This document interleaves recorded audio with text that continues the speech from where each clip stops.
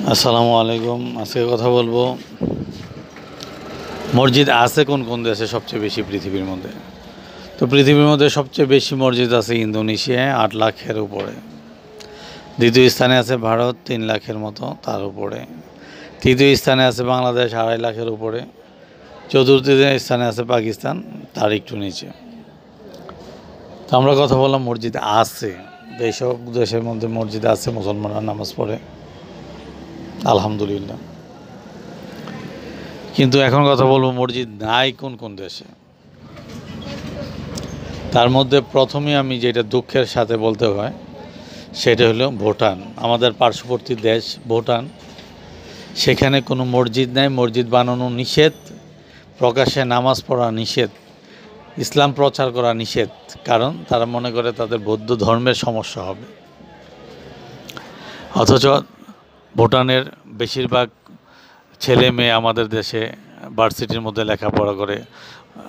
আমরা যতটুকু জানি ভুটানের প্রধানমন্ত্রী আমাদের দেশে ভার্সিটির মধ্যে লেখাপড়া করে গেছে, যে কোনো ভার্সিটির মধ্যে। তো কিছুদিন আগে ভুটানের প্রধানমন্ত্রী আমাদের দেশে কিছু দর্শনীয় স্থানগুলোও দেখতে আসছে। তো এখানে তারা বসবাস করতেছে ওপেন, তাদের বৌদ্ধ ধর্ম, তাদের যার যার ধর্ম। আমাদের দেশে বৌদ্ধ, হিন্দু, খ্রিস্টান যত ধর্ম আছে সবাই সুন্দরভাবে প্রকাশ করে, কারো কোনো বাধা নেই। অথচ আমাদের পার্শ্ববর্তী দেশ, সেখানে আমাদের ইসলাম প্রকাশ্যে নামাজ পড়তে দেয় না, প্রকাশ্যে মসজিদ বানাতে দেয় না। এটা তীব্র নিন্দা করলাম আমি ব্যক্তিগতভাবে। তা আপনারা ভুটান অনেকে ঘুরতে যান, আমারও শখ ছিল, কিন্তু আজকে থেকে আমি প্রতিজ্ঞা করলাম কোনো দিন আল্লাহ যেন আমাকে ভুটানে না নেয়, এবং আপনারাও ভুটানকে বয়কট করবেন আমি আশা করি। তারপরে স্থান আছে স্লোভাকিয়া, এখানে কোনো মসজিদ নেই, প্রকাশ্যে নামাজ পড়া যায় না, ওইখানে ইসলাম প্রচার নিষেধ, তারা কমিউনিস্ট। তারপর আছে এস্তোনিয়া, ওইখানে কোনো মসজিদ নেই, প্রকাশ্যে নামাজ পড়া যায় না, কিছু অল্প কয়েকটা 1,500-এর মতন মুসলমান আছে। তারপরে আছে মোনাকো, ওইখানে কোনো মসজিদ নাই, কোনো প্রকাশ্যে নামাজ পড়া তো যায়ই না, কোনো মুসলমানদের ওখানে থাকতে দেওয়া হয় না। তারপরে আছে উরুগুয়ে, যে আমরা ফুটবল খেলার সময় অনেকেই না জেনে বুঝে, আমিও অনেক সময় করতাম, উরুগুয়ের সাপোর্ট করতাম। কিন্তু এখন জানার পর থেকে এখন আমি আর করবো না, আর কোনো দিন করবো না। তাদেরকে বয়কট করবেন সাপোর্ট করা থেকে।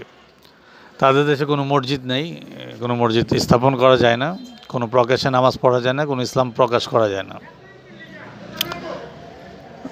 বাসার মধ্যে যার যার স্থানে নামাজ পড়তে হয়, কিন্তু ওইখানে 3টে সেন্টার আছে, ওখানে নামাজ পড়ে কিছু কিছু মানুষ। তারপর আছে বেটিনকা সিটি, এটা ইটালির মধ্যে পড়ছে। ওইখানে কোনো মুসলমান নাই, কোনো মসজিদ নাই, কোনো ইসলাম প্রকাশ করা যায় না, ওখানে কোনো মুসলমান প্রবেশ করে নিছে আমার জানা মতে। তারপর আছে সোলোমন আইল্যান্ড, ওইখানে কোনো মসজিদ নেই, প্রকাশ্যে নামাজ পড়া যায় না, ইসলাম প্রচার তো সম্পূর্ণ নিষেধ। 70 জনের মতন মুসলমান আছে, তারা অনেক কষ্টে জীবনযাপন করে। তারপর আছে এশিয়ার মধ্যে উত্তর কোরিয়া, যেটা নাস্তিক একটা দেশ, ওইখানে কোনো ধর্মই পালন করতে দেয় না, তাদের নাস্তিক ছাড়া অন্য কোনো ধর্মই প্রকাশ করা নিষেধ, সম্পূর্ণ নিষেধ, সম্পূর্ণ সরকারিভাবে নিষেধ। তো মুসলমান তো আরও আগে নিষেধ, মসজিদ তো আরও আগে নিষেধ, প্রকাশ্যে নামাজ পড়া তো আরও আগে নিষেধ। তো ওইখানে নাস্তিক, ওইখানে কোনো কিছু করতে দেয় না। আরেকটা জিনিস, যে বিশ্বের মধ্যে যতগুলো মানুষ আছে তার মধ্যে 200 কোটি মুসলমান আছে, আলহামদুলিল্লাহ। প্রতি 4 জনের মধ্যে 1 জন মুসলমান, এটা ধারণা করা যায় গবেষণায়। আর আমার চ্যানেলটা নতুন, সাবস্ক্রাইব করবেন, শেয়ার করবেন, লাইক করবেন, ভালো কমেন্ট করবেন, আমি চেষ্টা করব উত্তর দেওয়ার জন্য। বেশি করে সাবস্ক্রাইব করবেন। আর এইসব দেশগুলা যেখানে মুসলমান বিদ্বেষী, দয়া করে আমি আপনাদেরকে জোরহাত করতেছি, এইসব দেশগুলো বয়কট করবেন, ওখানে যাওয়ার চেষ্টা করবেন না, ঘোরার চেষ্টা করবেন না, ওইসব দেশকে সাপোর্ট করাও বাদ দিবেন।